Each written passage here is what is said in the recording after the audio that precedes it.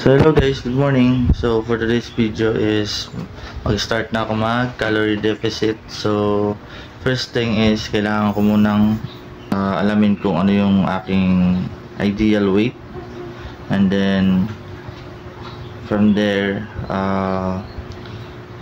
dun na mako-compute kung ilan yung calorie intake ko para mag-weight loss. So first magtitimbang muna tayo. Timbang muna tayo.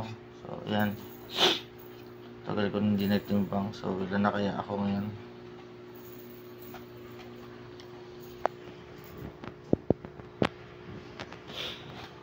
So ayan guys, 101.65 kilos na ako. So ayan, nakaka-alarma na siya. Laki na naman ang dagdag na weight ko. So ngayon i-compute natin yung ideal weight ko. So sundan nyo lang yung mga steps sa mga gustong mag calorie deficit So first time ko lang din nga pala to. Sana gumana sa akin. Hirap kasi mag diet talaga. So yun, click nyo na yung Google Chrome, tapos search nyo yung calculator.net. Click yung pinakataas, tapos hanapin nyo yung fitness and health, tapos click nyo yung BMI calculator. And then, lagay nyo lang po kung ilang taon na kayo. Tapos yung gender nyo. Tapos yung height ninyo. And next is yung current weight ninyo. Tapos calculate nyo lang. Next, ayan na. So, yung ideal weight niya is yung health weight, yung which is yung 74 kg sa akin.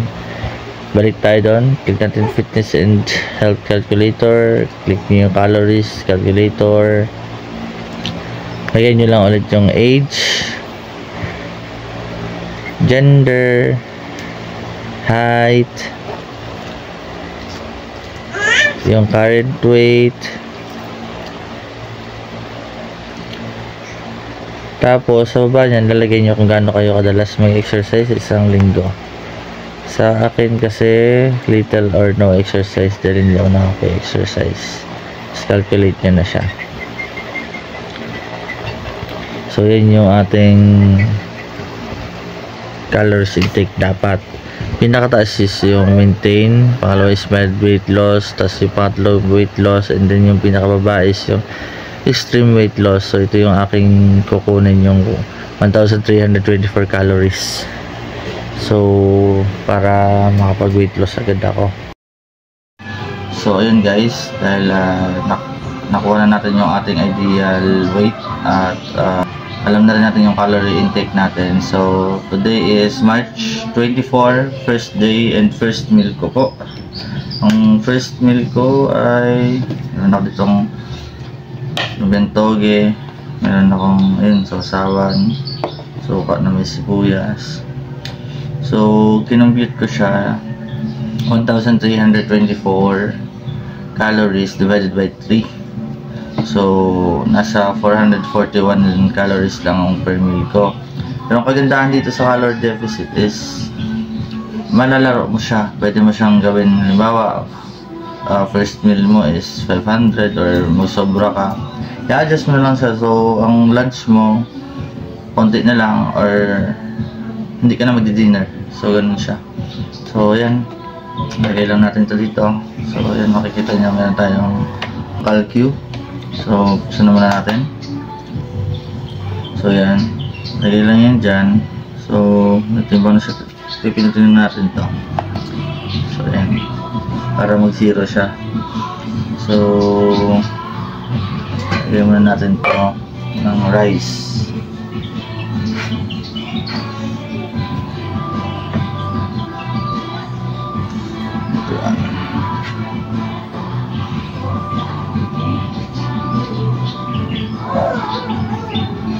So, kanya 105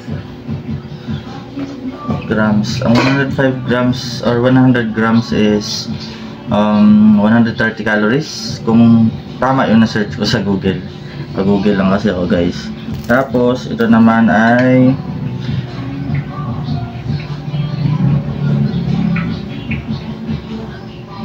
1 265 grams na siya lahat. So ayun. So ito yung aking first meal. And sa first day ko mag-calorie deficit. So ayun, sana maging okay.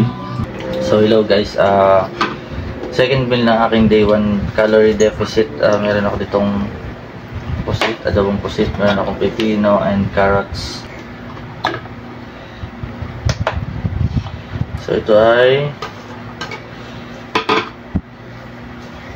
100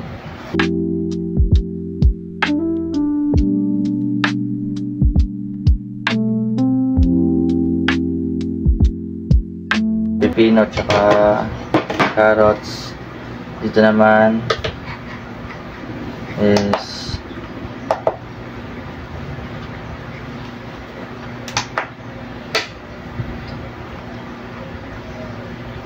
100 calories, ay 100 grams ng pusit. So dito magto 200 grams ako. 200 grams ng rice.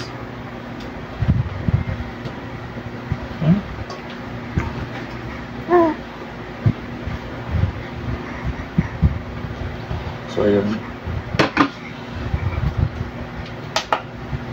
Okay.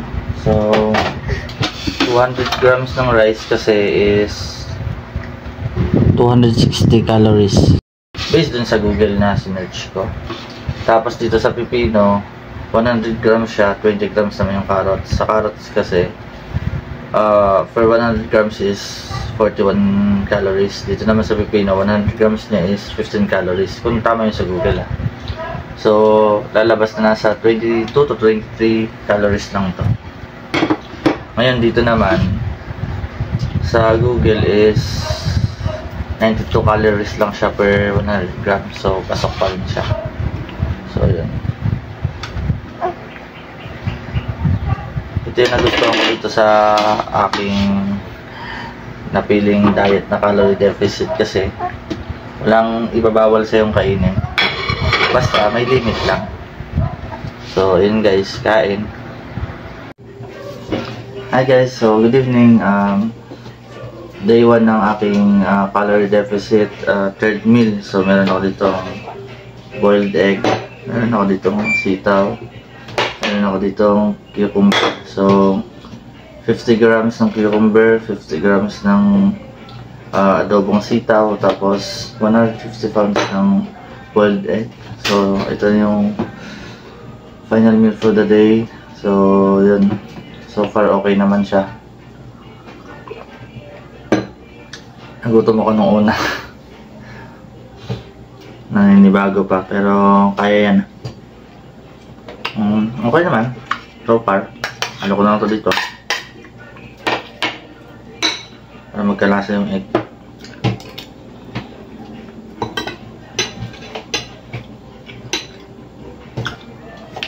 So iba talaga pag nasanay ka sa maraming carbs tsaka calories intake. Bago kapag ganito na intake mo.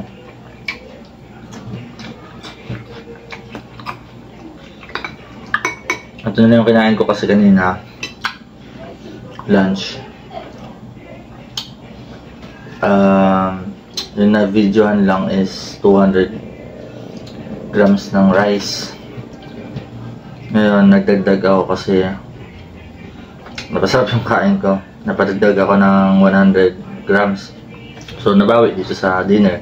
Kaya nga na sinabi ko, maganda dito sa calorie deficit kasi na-adjust siya.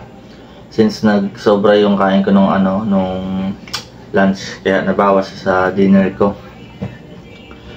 Dapat kasi nasa 450 to 440 calories lang ako per meal.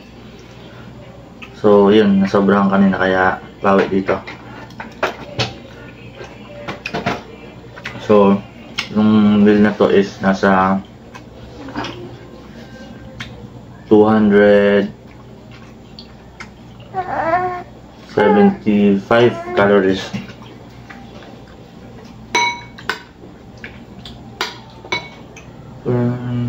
280, 85 yata to. Man, nakalimutan ko na, kinumpute ko na to kanina eh.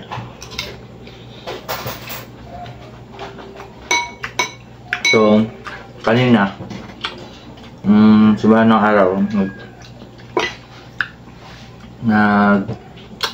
timbang na ako. So, ang next timbang ko is 1 month. So, bibigyan ko yung sarili ko ng 1 month.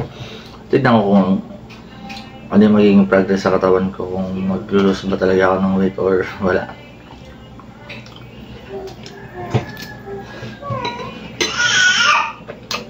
Pero sana mag-lose na. Kasi mayroon sobrang taba. Lose na ako mapagod. Sumasakit na agad yung likod ko pag kinakarat ko si Aya. Ano pa pag nanakbo na si Aya, hindi ko na mahabol. O kailangan magpapayat.